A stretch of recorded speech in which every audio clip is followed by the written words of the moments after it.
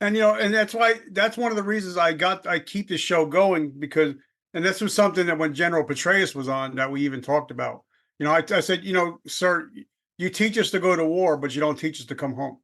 What, what You did he know, say? he was like, I understand that. He's like, and I understand. He said, we're working on things right now, and I think they're getting a little bit better now. They're doing to where you can actually start transitioning out like 3 to 6 months early, Yeah, that's the starting Skill Bridge to program. train.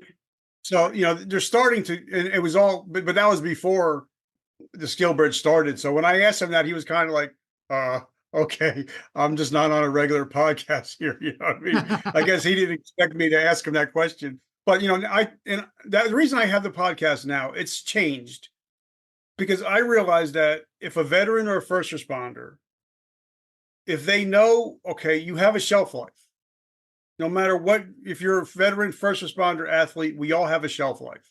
Yep. If you're going in and say, okay, the maximum my shelf life is going to be 25 years maximum. So you're going in at 20, at 45. What do you do now? You're 45 years old. You still You don't have have at least another 20 workable years. So you don't have an exit plan. Yep. So that's why I started the podcast, because I realized that if a veteran or a first responder gets out of the military and has a mission and able to help other people and have people depending on him, he's not going to eat his gun most likely if he has a mission again. But like Sergeant Nick from our group talks about, and I've had him on the show, he said, once you step off base, the military doesn't give a shit about you. Your phone stops ringing. There's no camaraderie. There's no money and no mission. And a lot of us end up at the bottom of a bottle or at the end of a weapon because we're totally lost. And I was talking to somebody yesterday on the show.